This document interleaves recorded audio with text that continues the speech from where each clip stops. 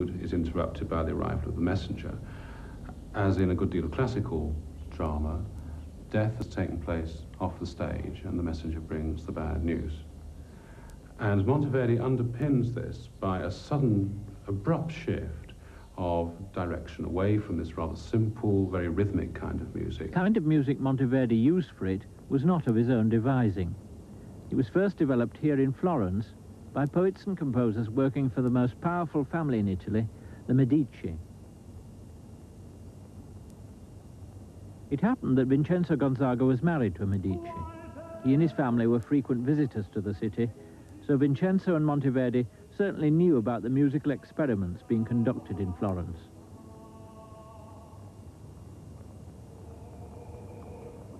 In these rooms, Florentine poets and composers gathered to discuss the difficulties of staging Greek drama. Renaissance sculptors and painters were fortunate. There were plenty of classical models on which they could base their work. Poets and composers had no such models, only documents with the puzzling information that the Greeks sang their tragedies on stage. The Florentines took this to mean that the Greeks had used a heightened form of sing-song recitation to declaim the text. So the Florentines followed suit. But it was Monteverdi who first made really effective use of this new style of music, especially in Orfeo, when the messenger recounts the death of Eurydice. This is great music. It speaks movingly across the centuries and strikes the ear today as powerfully as it must have done on the night of its first performance. Donde vieni, o se vai, linfa che porti?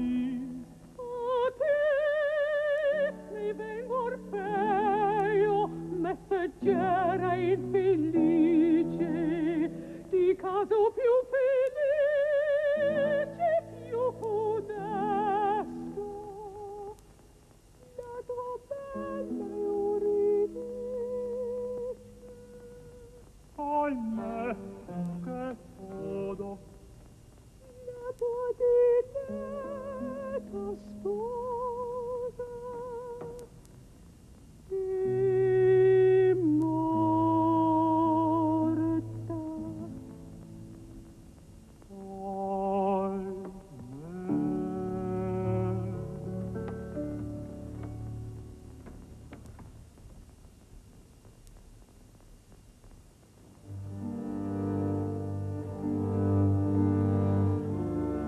When he learns of Eurydice's death, Orpheus resolves to follow her to the underworld.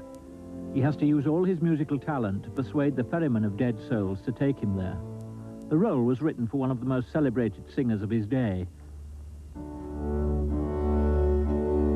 Monteverdi wrote two versions of the vocal line, one on top here, simply providing the bare melody, and the other below with 6 times as many notes, elaborate embellishments for the virtuoso. This aria is the musical and emotional climax of the work.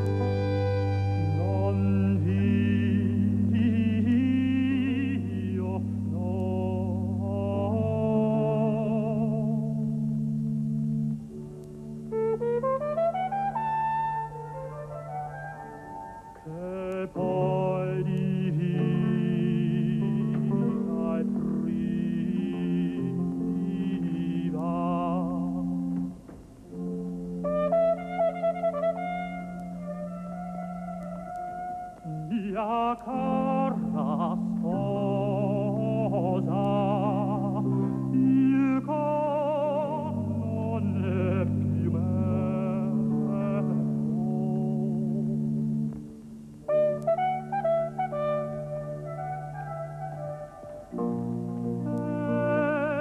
senza cor,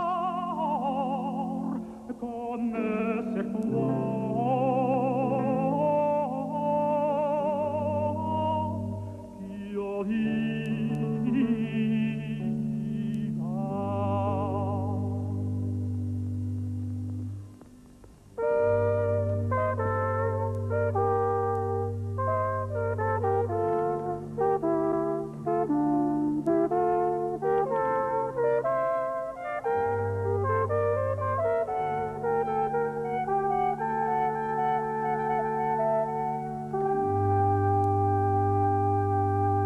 In the traditional myth, Orpheus is inconsolable at the final loss of Eurydice.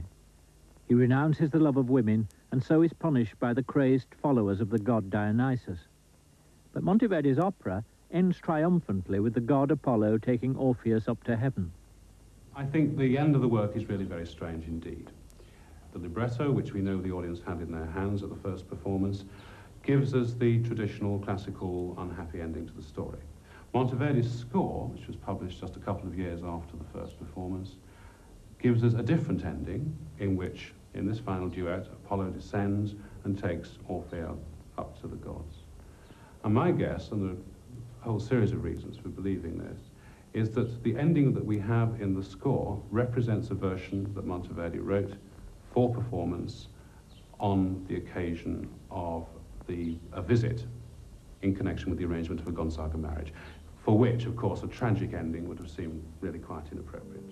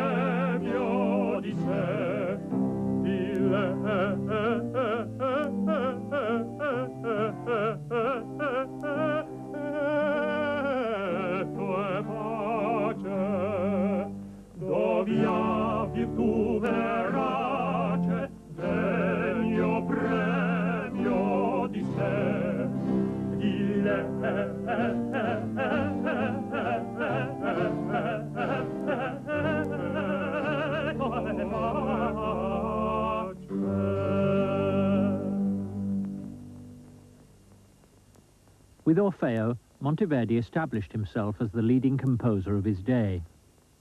In the quality and variety of the music it had to offer, Mantua was now only rivaled by Venice and Rome. Ironically, this musical flowering coincided with Italy's decline.